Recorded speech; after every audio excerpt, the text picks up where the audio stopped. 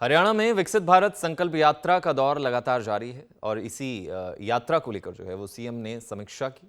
हरियाणा में बहुत सी जो है वो योजनाएं लागू जो है वो की जा रही हैं। इस यात्रा के द्वारा जो है वो संवाद भी स्थापित किया जा रहा है आम लोगों तक। इस मसले पर हरियाणा के मुख्यमंत्री मनोहर लाल जो है वो बोलते हुए नजर आए। उन्होंने क्या कुछ कहा, आइए सुनते हैं। आज मैं आप सबको सामूहिक तौर पर एक ही स्थान से संबोधित इसलिए कर रहा हूं कि इन सब योजनाओं का ठीक से आपको जानकारी मिले। तो इस प्रकार ये जो सारा लाभ हम उठा रहे हैं, इस नाते से और भी इन शिविरों में जो जो चीज़ें आपकी आवश्यकता होगी, इसका हम जो है आपको जानकारियां देते रहेंगे।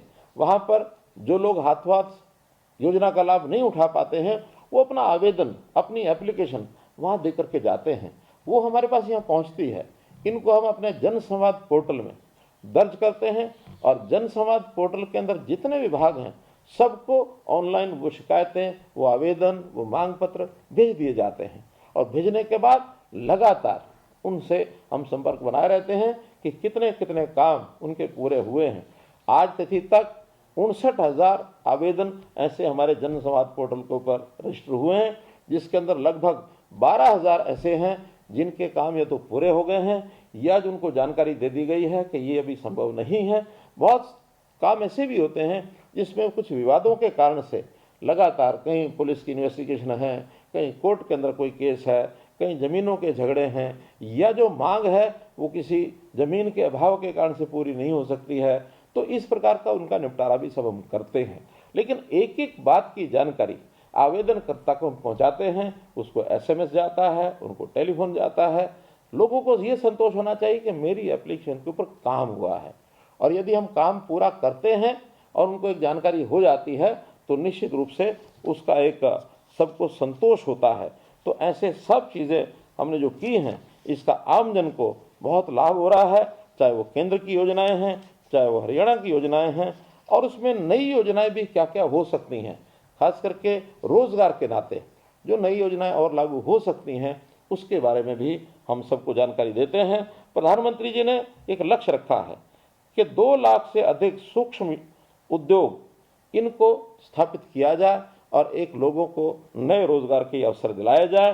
तो हमने हरियाणा में भी इस प्रकार हर ब्लॉक के अंदर एक क्लस्टर ऑफ इंडस्ट्रीज, छोटे उद्योग, एमएसएमई का उद्योग ये वहाँ बने, तो उसकी योजना भी हमने बनाई है। और हमारी जो बहनें हैं, विशेष तौर पर सेल्फ हेल्प ग्रुप, स्वयं सहायता समूह, इनके माध्यम से उनको रोजगार मिले।